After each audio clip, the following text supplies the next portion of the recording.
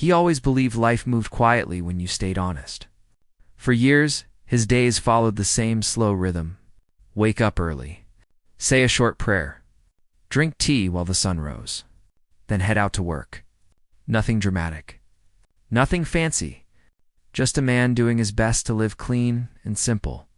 He never thought his life would turn into something people would talk about, let alone something unbelievable. The land was never meant to make him rich.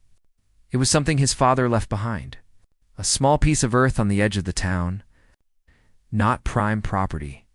Not valuable in the eyes of big investors. But to him, it meant history. It meant family. His father had worked for decades to buy it, saving little by little, turning down comforts so one day his children would have something to stand on. When his father passed away, the land came to him legally. Papers signed. Records complete. Taxes paid every year without fail.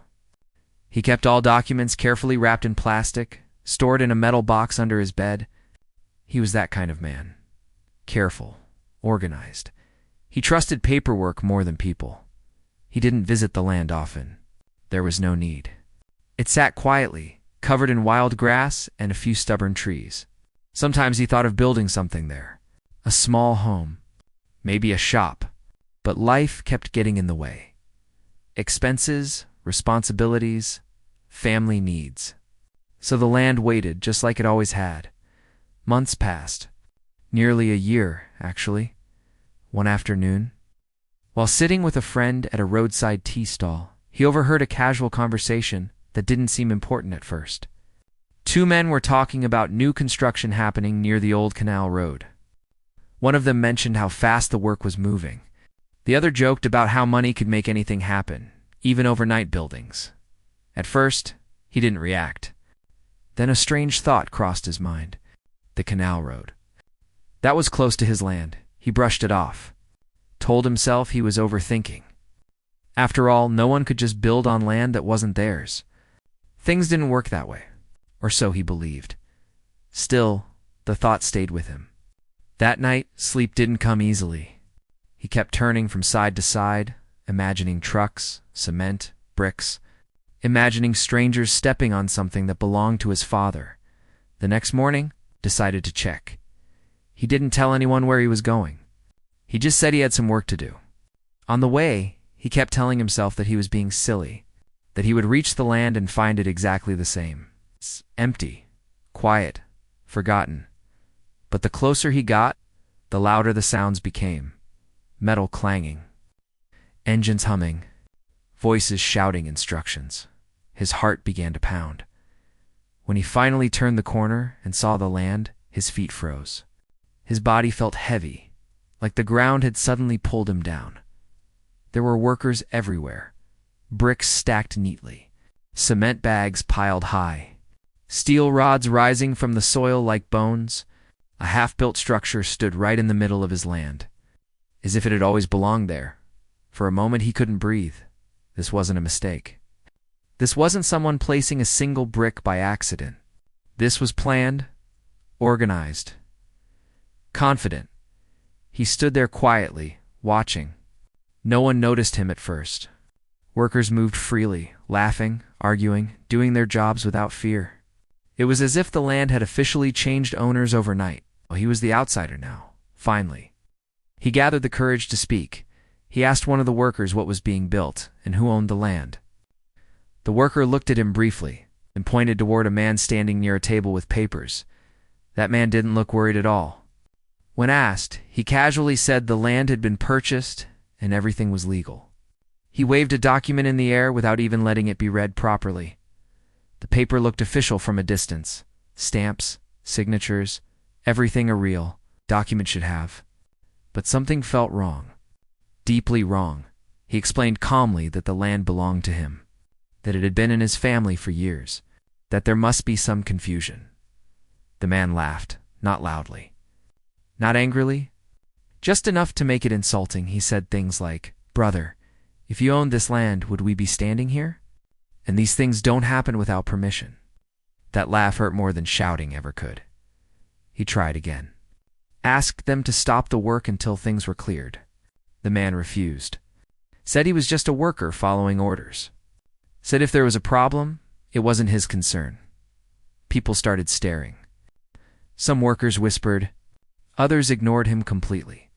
He felt small standing there, surrounded by noise and confidence that wasn't his.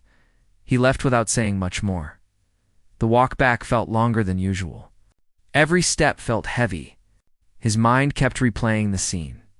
The laugh, the paper, the building rising from land that still carried his father's footsteps at home. He pulled out the metal box from under the bed, opened it slowly. One by one, he checked every paper. The land registry, the tax receipts. Everything was exactly where it should be. Everything was real. So how could someone else build there? That question echoed in his mind for days. He went back again.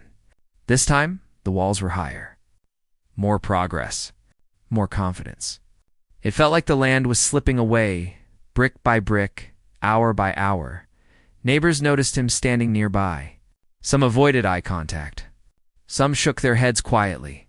A few whispered advice, telling him to be careful. That whoever was behind the construction was not an ordinary person. That sentence scared him more than the building itself. He visited local offices, asked questions, showed documents. Some clerks nodded sympathetically, but did nothing. Others said the record showed temporary changes. No one explained what that meant. Temporary changes didn't make sense. Land didn't work like that. Each visit ended the same way. Excuses, closed doors. At night, he sat quietly, staring at the ceiling. He thought of his father, how proud he had been when he bought that land. How he used to say, even if you lose everything, land stays. Now even that promise felt shaky. Part of him wanted to give up, to walk away and protect his peace. His family asked him to be careful, to not challenge powerful people, to think about consequences, but another part of him refused to accept silence as the answer. He wasn't fighting for money. He was fighting for truth, and deep inside. He knew this was only the beginning. The days that followed were heavier than he expected.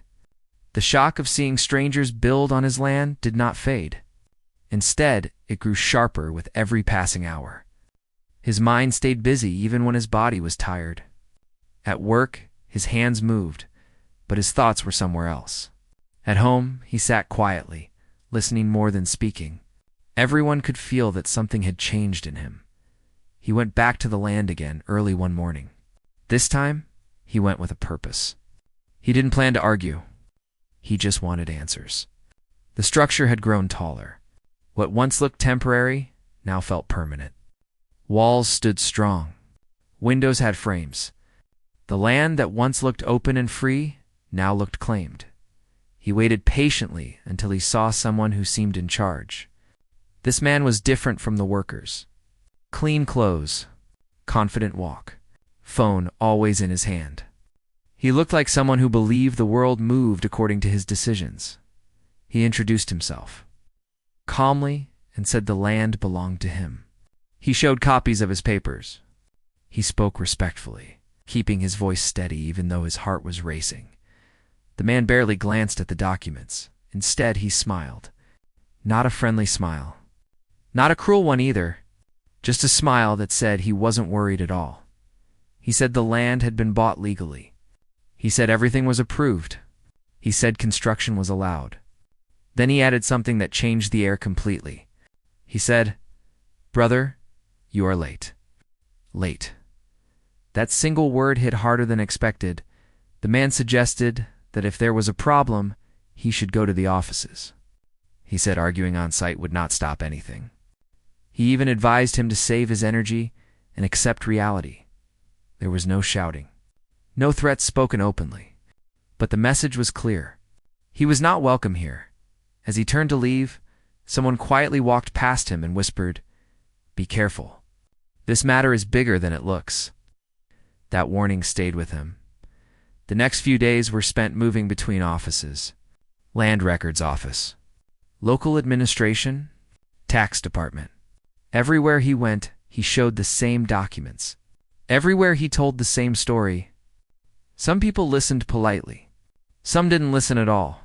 One clerk leaned back in his chair and said, "According to our system, This land is under review.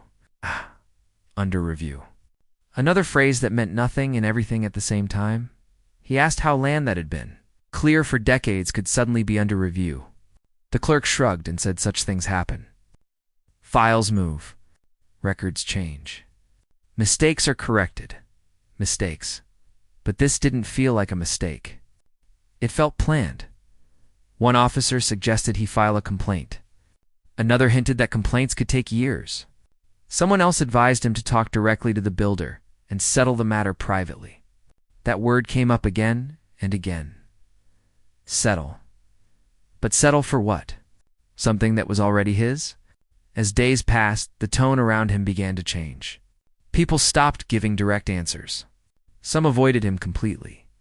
Others spoke carefully, lowering their voices as if walls had ears.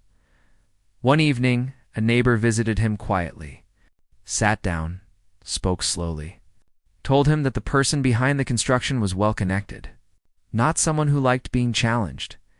The neighbor advised him to think about his family and his safety. That night, his home felt smaller. The walls felt closer. The silence felt louder. His family worried. They saw the stress in his face. They saw how sleep avoided him. They asked him to stop going alone to offices, to not push too hard, to let it go if needed. He listened. He understood their fear, but something inside him refused to step back. He wasn't trying to be brave. He was trying to be fair. Then the indirect pressure started. Someone called him from an unknown number. The voice was calm, almost friendly. The caller said he should stop creating trouble, said misunderstandings happen, said peace is better than fighting. Another message came later. No words, just silence on the line. Long enough to make the message clear? He didn't tell his family about these calls. He didn't want to scare them more. Construction continued. Faster now. Almost like they wanted to finish before anything could stop them. Trucks came and went. New materials arrived daily. The land no longer looked like it belonged to the past. It looked like a future that didn't include him. Still, he didn't stop. He went deeper into records. Old maps. Older files. He visited a retired clerk who had worked in land records years ago. This man took his time, checked documents slowly, asked careful questions. Finally, he looked up and said something important. He said the land was clearly his. No doubt about it. He said any recent changes would have required signatures that were impossible to fake legally. He said something didn't add up. That sentence brought relief and fear at the same time. If something didn't add up, it meant someone was forcing it. The retired clerk gave him advice. Not loud advice. Quiet advice. He told him to stop reacting emotionally, to let the other side think they were winning, to watch carefully, to gather proof without making noise. That advice changed everything.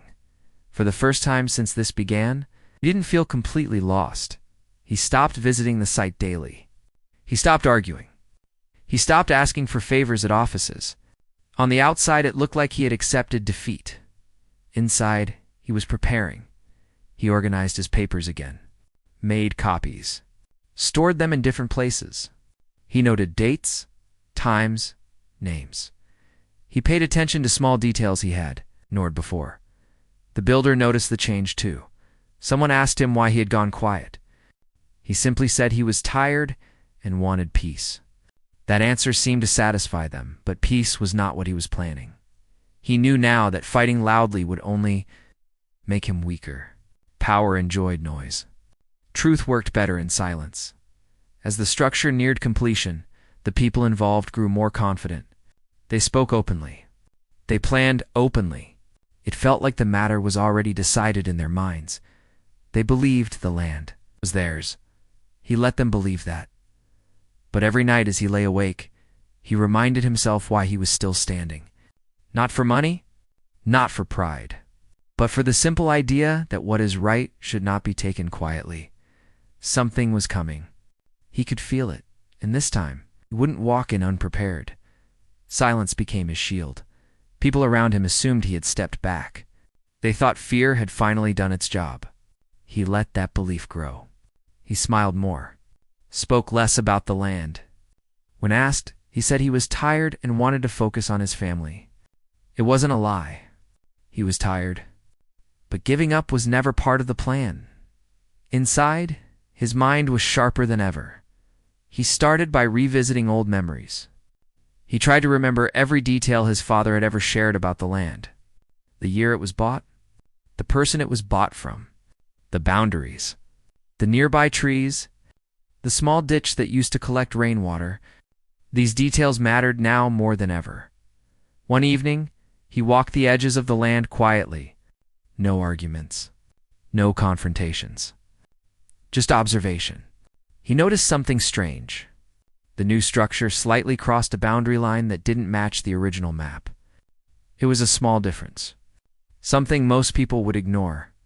But to him, it felt important. He went home and compared maps. Old maps, new maps, printed records, digital records. Slowly, a pattern began to appear.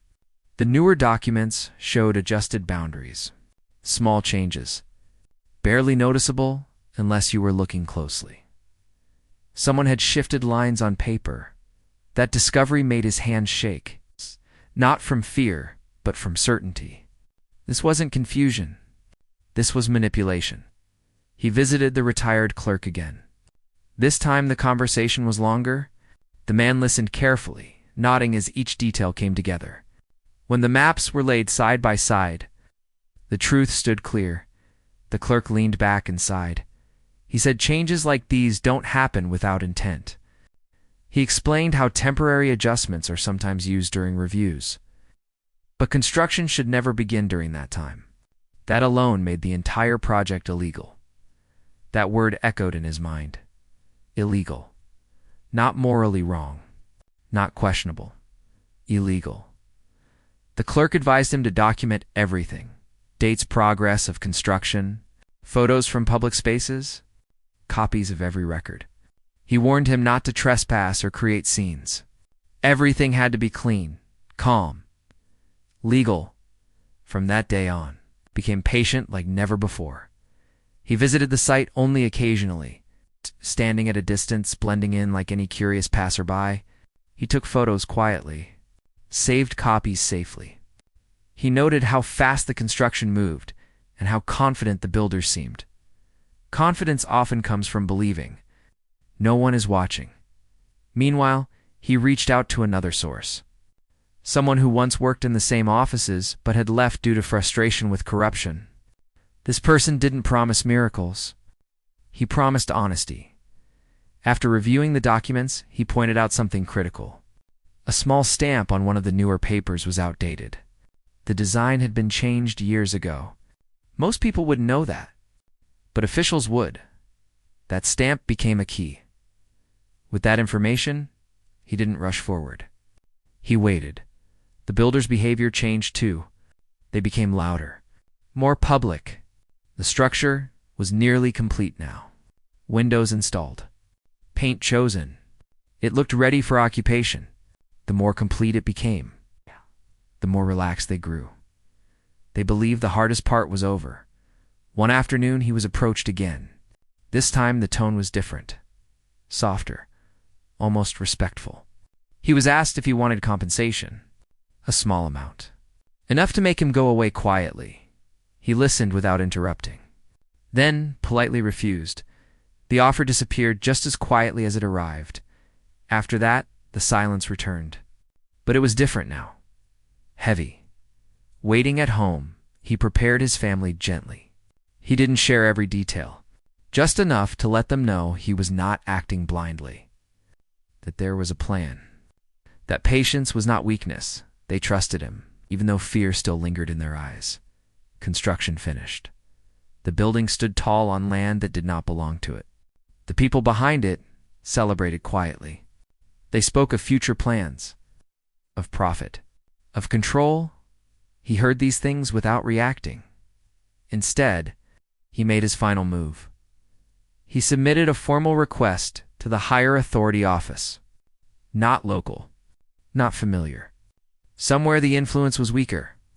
He attached everything: old records, new maps, photo evidence, stamp discrepancies, boundary violations, tax history, timeline of construction. The file was complete, clean, impossible to ignore. Then he waited again. Days passed. Nothing happened. He reminded himself that truth moves slowly, but it does move. One morning, he received a call. Not a threat, not a warning, a question. They asked him to come in. When he arrived, he noticed something different. The tone was serious. Papers were spread across a table. Officers asked clear questions. They didn't interrupt him. They listened. That alone told him something important. For the first time since this began, power was not laughing. They asked about the land, the construction, the builder. He answered calmly, clearly, without anger. They told him they would look into it when he left the office that day. His legs felt weak. Not from fear. From release? He had carried this weight alone for too long. The builder didn't know yet, but something had shifted. He could feel it in the air. The silence was no longer empty. It was full of consequences. After that meeting, life did not suddenly become easy. In fact, it felt more uncertain than ever. He had done everything right, yet nothing visible changed. The building still stood. The people behind it still moved freely. No notices were posted. No work was stopped. From the outside, it looked like he had lost. And that was exactly how it was meant to look. He stayed quiet. He didn't celebrate. He didn't talk about the office visit. Even at home, he spoke very little about it. He went back to his routine. Work. Tea. Silence. Anyone watching would think the matter had ended. But inside him, something had changed. He was no longer chasing justice. Justice was slowly walking toward him. Days passed. Then weeks. The builder began preparing the place for use. Lights were installed. Water connections were arranged. The building looked alive now. It no longer felt like construction. It felt like ownership. People started saying the land issue was over. Some even mocked him gently, telling him that powerful people always win. Others said he should have taken the money when it was offered. He listened without arguing. He had learned that explaining too much only weakens you. One evening, he walked past the land again. He stood across the road, watching the building as the sun went down. It looked impressive. Solid, confident. Anyone would assume it belonged there. That thought made him smile, just slightly at home. His family worried about his silence. They asked if something was wrong. He told them things take time, that answers don't always arrive loudly. Sometimes they come quietly when no one expects them. That same night, his phone rang. An unfamiliar number. This time the voice was not calm. It was tense. Short sentences. The caller asked if he had submitted any complaints recently. He replied honestly that he had followed legal steps. Nothing more. The call ended quickly. The next day, something strange happened. A group of people arrived at the building. Not workers. Not buyers. People with files and measuring tools. They didn't stay long, but they asked questions, took notes, measured boundaries. The builder was not present at that moment. By evening, the atmosphere around the site felt different. It was quieter. Careful, the builder contacted him again, this time directly. The tone had changed completely. No laughter. No confidence. Just forced politeness. He was asked to meet and talk. He agreed. They met at a neutral place. No raised voices. No accusations. The builder spoke first. He said misunderstandings happen. That records can be confusing. That maybe both sides had made mistakes. He listened patiently. Then the builder suggested a new offer. Bigger than before. Much bigger. Enough to make most people forget the past completely. He refused again. Not because the offer wasn't tempting, but because accepting it now would mean agreeing that the land was never his, and that was something he would never accept. The builder's face tightened. He warned him softly that pushing further could make things uncomfortable, that delays could turn into losses, that waiting too long could change outcomes. He replied calmly that he had already waited long enough. After that meeting, things moved fast. Another inspection happened. This time, notices were placed. Official ones. Small pieces of paper that changed everything. Construction was declared under review. Usage was restricted until clarification. People gathered. Questions were asked. Rumors spread. The builder was furious. He received messages, calls, some angry, some desperate, some trying to scare him. He ignored them all. He had crossed the point where fear could turn him back. One morning, officials arrived again, this time with authority. They checked documents on site, compared boundaries, reviewed stamps, measured landlines carefully. He was asked to be present. Standing there, felt something he hadn't felt in months. Balance. The officials spoke among themselves quietly. Then one of them turned and said the structure stood on disputed land, that construction should never have been allowed, that procedures had been violated. Those words didn't sound dramatic, but they carried weight, the builder argued, raised his voice, claimed influence, claimed permissions, claimed power. None of it mattered now. Paper spoke, louder than power. The officials said the matter would move forward officially, that no action could be taken with the building until a final decision. That responsibility would be fixed. That night, he slept properly for the first time in months, but he knew the story wasn't over yet. The builder still believed he could escape, that connections would save him, that pressure would break the landowner eventually. What he didn't understand was this simple truth.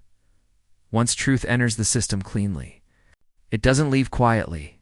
Something bigger was coming, and this time, no amount of confidence could stop it. The waiting did not end quickly. In fact, it felt longer than everything that had come before. Once officials became involved, time slowed down in a strange way. Days felt stretched. Every ring of the phone made his heart pause. Every knock on the door made him alert.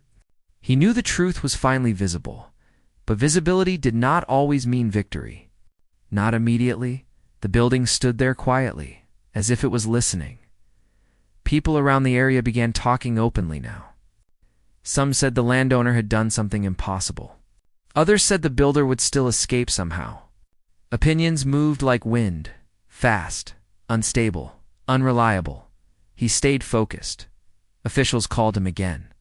This time, it wasn't just questions. It was confirmation. They told him the case had been forwarded for final review.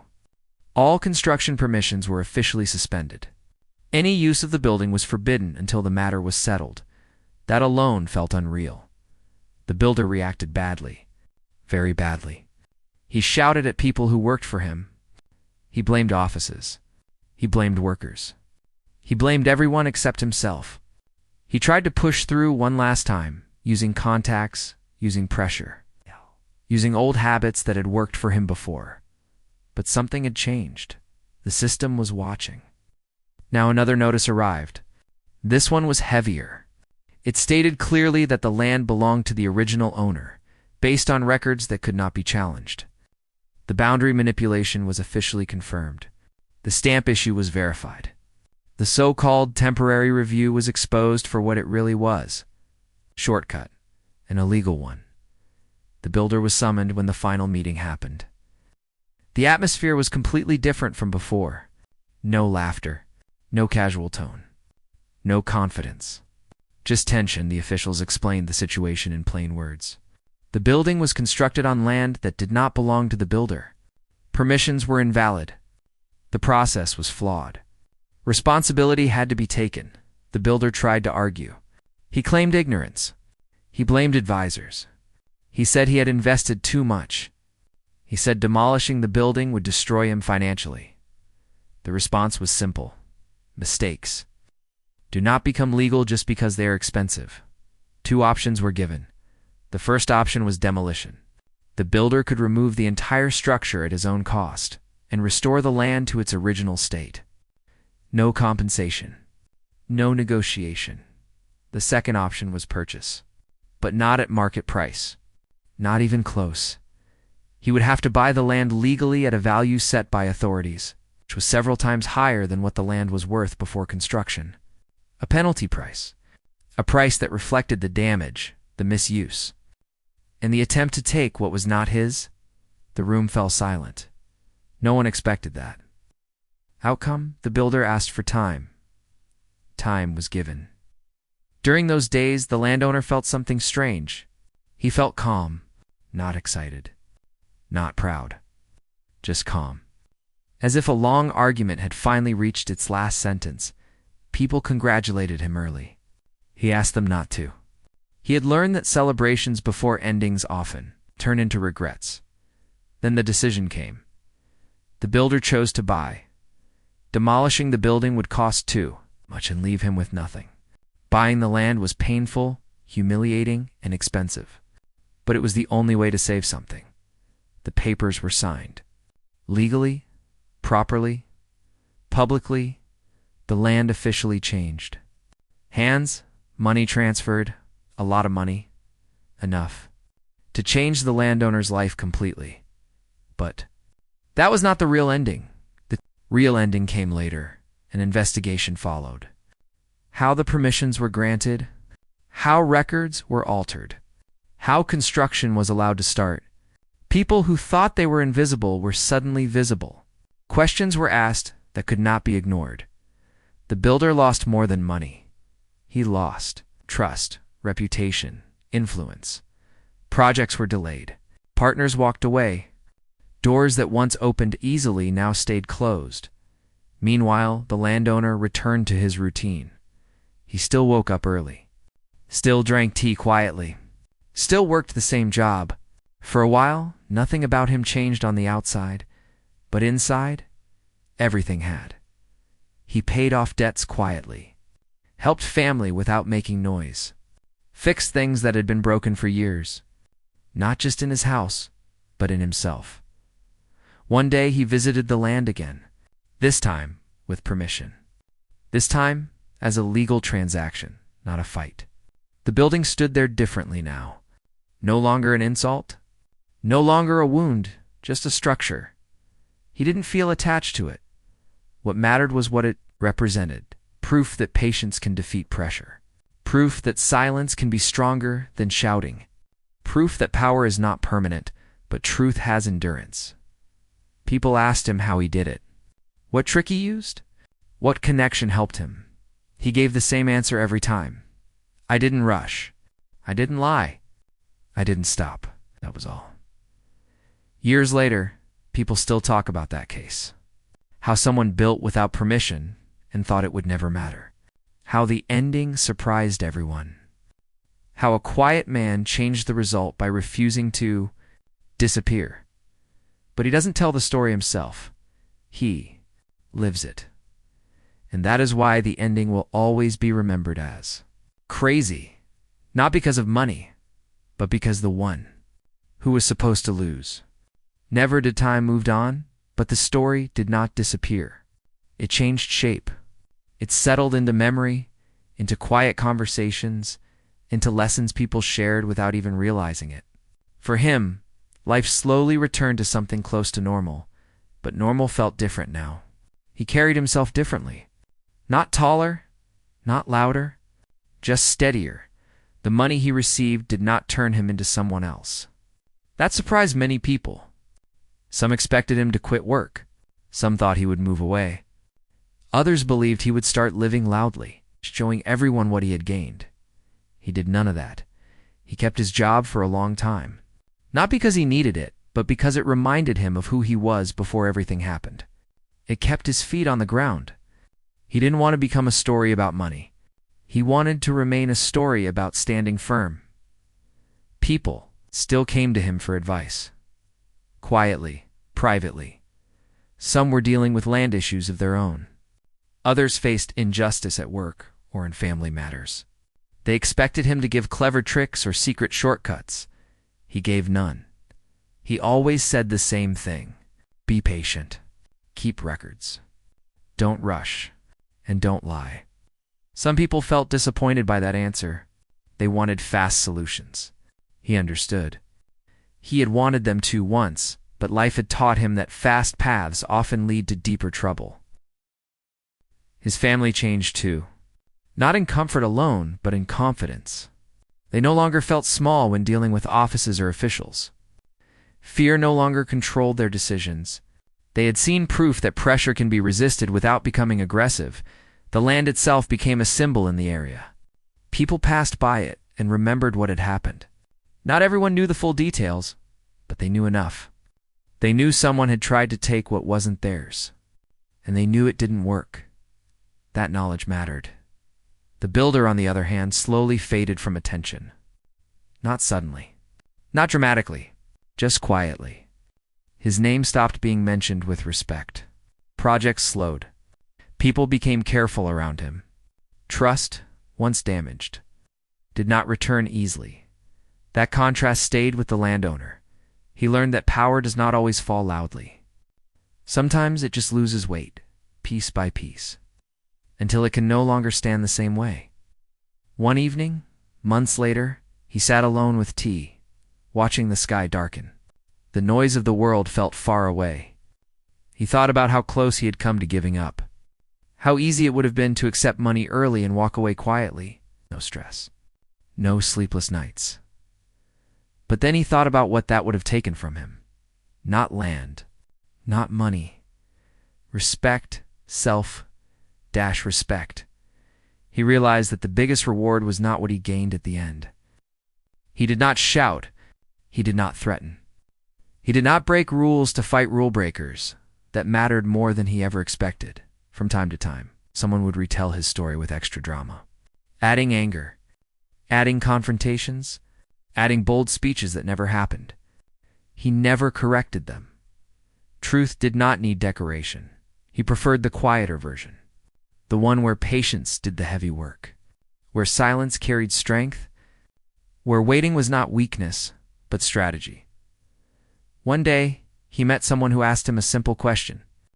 Would you do it all again if you knew how hard it would be? He paused before answering. Then he said yes. Not because he enjoyed the struggle, but because walking away from truth would have cost him more than the struggle ever did. As years passed, the case stopped being recent news. New stories replaced it. New conflicts. New rumors. That was how life worked. But for those who knew, the lesson stayed. They learned that illegal actions can look strong in the beginning. They can grow fast. They can feel unstoppable. But they depend on silence to survive, and silence does not last forever. The landowner never wrote a book, never gave interviews, never tried to turn his experience into fame. He stayed exactly where he was meant to be, living quietly, observing carefully, speaking only when needed. That was his true victory. Not the money, not the building, not the outcome, but the fact that when the world tested him, he did not become someone he would later regret. And that is why, even now when people talk about how the ending was crazy, he smiles gently, because to him, the ending was not crazy at all. It was simply right. Years passed, but the effect of what happened never truly faded. Life moved forward, but it carried quiet reminders with it. For him, the experience became part of how he looked at the world. He noticed things differently now. He paid attention to details most people ignored. Small changes in tone. Sudden confidence in someone's voice. Silence where answers should be. He had learned that. Truth often announces itself softly. The land issue changed how people approached him. Not openly, not dramatically, but subtly. When someone faced a problem that felt unfair, they often came to him first. Not because he was powerful, not because he had influence, but because he had stood alone once and didn't step back. When they sat with him, they expected solutions. They expected him to tell them how to win quickly, how to pressure someone, how to scare the other side instead. He listened. Listening had become his strongest habit. He asked them questions they hadn't asked themselves. He asked what proof they had, what records they kept, whether they were willing to wait, Whether they were ready to lose comfort before gaining peace, some people stopped coming after that conversation. They wanted shortcuts. He understood. Not everyone is built for long roads. Others stayed. Those were the ones who mattered. His daily routine stayed simple. Morning tea, work, evening walks. Occasional silence that felt comfortable, not empty. He did not rush to fill quiet moments anymore. Silence had once been his enemy. Now it felt like a friend. Sometimes, while walking, he would pass places where people had clearly taken advantage of others. Shops built too close to roads. Walls pushed into shared paths. Boundaries crossed slowly, brick by brick, until no one remembered. Where the line used to be, he saw these things and understood something deeply. Most injustice does not arrive. Suddenly, it grows while people look away. Realization changed how he spoke to younger people. When they complained about unfairness, he didn't tell them to fight immediately. He told them to observe, to learn, to protect their rights early, for silence turned into surrender. Not everyone liked hearing that, but some listened. And listening, he had learned, is where change begins. One afternoon, someone he hadn't seen in a long time approached him. A quiet greeting, awkward pause. The person admitted they had once doubted him, had believed he was wasting time, had thought the builder would never lose. He smiled gently. He didn't feel anger. He didn't feel pride either. Just understanding. Doubt is easy when you haven't stood in the storm yourself. They spoke for a while. About how power shifts. About how confidence can be borrowed, but truth cannot. When they parted ways, the other person looked lighter, as if they had dropped a belief that had been heavy for years. Moments like that stayed with him. He realized his story had become more than an event. It had become a reference point. A quiet example people carried with them, even if they never spoke about it openly at home. Life felt warmer. Conversations felt honest. There was less fear in decision-making. The family had seen what patience could do. They had learned that fear loses strength when faced calmly. Arguments ended faster. Problems were discussed instead of avoided. There was a sense that whatever came next, they would face it without panic. That change felt priceless. There were nights when he thought about how close everything had come to breaking him. The pressure, the calls, the uncertainty. He wondered what would have happened if he had reacted differently. If he had shouted, if he had threatened, if he had tried to fight power with anger. He didn't like the answers that came to mind. Anger would have given the other side exactly what they wanted. A reason to dismiss him. A reason to label him difficult. Calm had been his shield. People often think calm means weak. He knew better. Now .com means controlled. One evening, while sitting with tea again, he noticed a group of young people talking nearby. They were discussing a local issue. Someone mentioned his case as an example. Not using his name? Just saying, you remember that land case? The quiet one? That description made him smile. He liked that more than any title. Quiet did not mean invisible. It meant focused. He thought about how a builder had once laughed. How confident he had seemed. How certain he was that nothing could touch him. He didn't feel satisfaction remembering that fall. He felt clarity. Power that relies on shortcuts always feels loud at first. Power built on truth does not need noise. As time went on, fewer people asked him about the money. More people asked him about the waiting, about how he handled nights when nothing seemed to move, about how he controlled his thoughts. When fear tried to take over, those were harder questions. He answered honestly. He told them, fear never disappears completely. It just changes shape. The goal is not to become fearless, but to not let fear make decisions for you. That answer stayed with many. One day, he visited the area where the land once stood empty. It looked different now. Organized, legal, calm. He didn't feel attachment. He felt closure. Closure is a strange thing. It doesn't come with celebration. It comes with quiet acceptance. He realized that some chapters in life do not exist to be enjoyed. They exist to shape you. This chapter had shaped him deeply. It taught him that silence is not surrender, that waiting is not weakness, that standing firm does not always look dramatic. Sometimes it looks like showing up again and again, even when no one claps. He never expected his story to travel far. He never wanted it to. But stories have their own paths. They move through conversations, through memory, through quiet comparisons people make when facing their own choices. That was enough for him. He didn't need recognition. He needed peace. And peace finally stayed. When people still ask why the ending was considered crazy, he understands the question differently now. To outsiders, it looked shocking, unexpected, unfair to power. To him, it was simple. The ending was not crazy. The idea that power could ignore truth forever was, and that belief, more than anything else, was what truly ended. Even after so much time had passed, life continued to test him in small, unexpected ways. The big storm was over, but small waves still came. They didn't shake him the way they once might have. Instead, they reminded him of how far he had come. Experience had settled into him quietly, like dust after rain, changing the surface of everything without making noise. People now spoke to him with a different tone. Not fear, not flattery, something else. Respect mixed with caution. They knew he was not someone who reacted quickly or loudly. They knew he watched, remembered, and waited. That alone made some people uncomfortable. He noticed this shift most clearly when dealing with small disputes in daily life. A shopkeeper once tried to overcharge him. Nothing dramatic, just a few extra numbers added quickly. In the past, he might have argued or walked away silently. This time, he simply looked at the receipt, then at the shopkeeper, and waited. The shopkeeper corrected the mistake without a word. That moment stayed with him. Not because it mattered much, but because it showed him something important.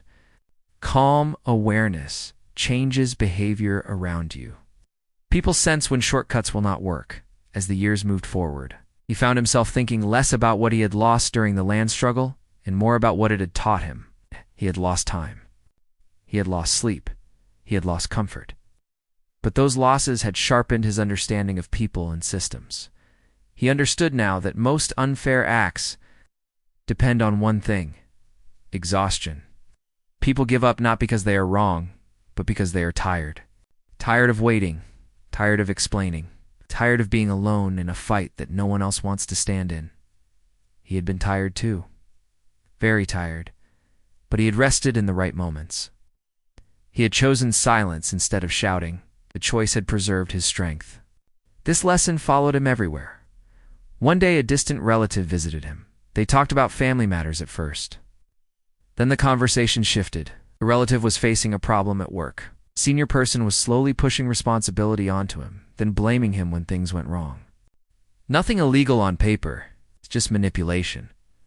The relative asked him what to do. He did not answer immediately. He asked questions instead.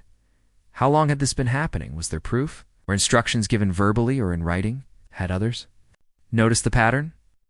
The relative realized something in that moment. He had been reacting emotionally, but recording nothing. That conversation did not solve the problem overnight. But weeks later, the relative returned and said something had changed. He had started documenting things quietly, saving messages, noting dates. Keeping calm during meetings, the pressure had eased. That made the landowner smile, not because he had fixed someone else's problem, but because the same quiet method had worked again. Life, he realized, repeats lessons until you truly learn them. There were times when he wondered why this experience had come to him at all. Why him and not someone else? He had lived honestly, paid taxes, followed rules, kept records. And still, someone had tried to take what was his. For a long time, that question had angered him. Now, didn't he understood something deeper? Fairness is not a guarantee. It is something you must protect. Even when you do everything right, you can still be tested. The test is not meant to punish you. It is meant to reveal whether you will abandon yourself under pressure. He had not. That realization gave him a quiet confidence that no money could buy. As time passed, the place where the land once caused conflict became just another part of the town. New faces moved in, Old memories faded. Children played nearby, unaware of the history beneath their feet. Life continued, as it always does. But every so often, someone would bring it up. Usually when they were facing their own problem, it's usually when they felt stuck. They would say, "You once waited and won." He would correct them gently. "I didn't wait to win," he would say. "I waited to understand." That difference mattered. Winning suggests defeat on the other side. Understanding suggests growth on yours. The builder's story continued too, though no one talked about it openly. Some said he learned his lesson. Others said he simply became more careful. The truth probably sat somewhere in between. People rarely change completely. They adjust. That adjustment itself was a kind of justice. The landowner did not wish harm on him. He never had. He only wished that lines would be respected. Boundaries honored. Shortcuts discouraged. If that happened through loss, then that was life's choice, not his. One evening during a long walk, he thought about fear again. Fear had once controlled his nights. It had whispered worst-case endings into his mind. It had made him imagine loss before it happened. Now fear still visited sometimes, but it did not stay. He realized fear is like a visitor that checks if you are alert. If you invite it to stay, it will move in. If you acknowledge it and keep working, it will leave. That understanding brought peace. Years later, a small local meeting was held to discuss community issues, roads, boundaries, shared spaces. Someone mentioned a case where a person tried to claim land unfairly. The discussion grew tense. Voices rose. He spoke only once. He reminded everyone that most conflicts grow because people delay addressing small wrongs. He said clarity early prevents pain later. Said silence should never mean acceptance. The room grew quiet. No one argued with him. That moment was powerful, not because he spoke well, because his words carried history. After the meeting, a young man approached him and asked if patience always works. He smiled. He said patience works when it is active, when you observe, record, and prepare. Waiting without awareness is just delay. Waiting with purpose is strength. That answer stayed with the young man, and that was enough. At home, life stayed simple. He did not surround himself with luxury. He invested carefully. Thought slowly. He valued stability more than growth now. Growth without stability, he had learned, collapses easily. He spent more time reading, observing, reflecting. Sometimes he reread old documents from the land case, not out of attachment but out of curiosity. He noticed details he had missed before. How close he had come to losing. How one missing paper could have changed everything. That reminded him never to become careless. Carelessness invites problems. One quiet night, he realized something important.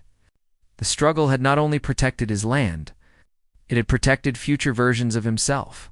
Versions that might one day be tempted to take shortcuts, to ignore boundaries. To assume power could replace truth, he would remember this chapter.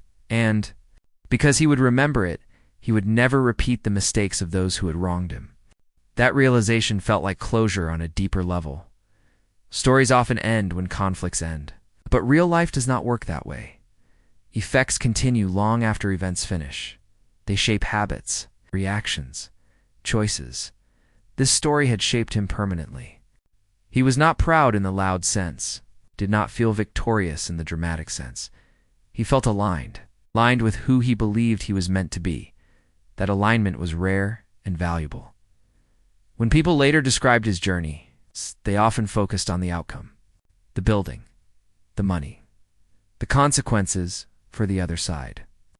He never corrected them openly, but inside. He knew they were missing the most important part. The real victory happened long before the decision came. It happened the moment he chose not to disappear. The moment he chose patience over panic. The moment he chose truth over comfort. Everything else was just paperwork catching up. And that, more than anything else, is why the story stayed alive. Not because of drama, but because it showed what happens when someone refuses to shrink.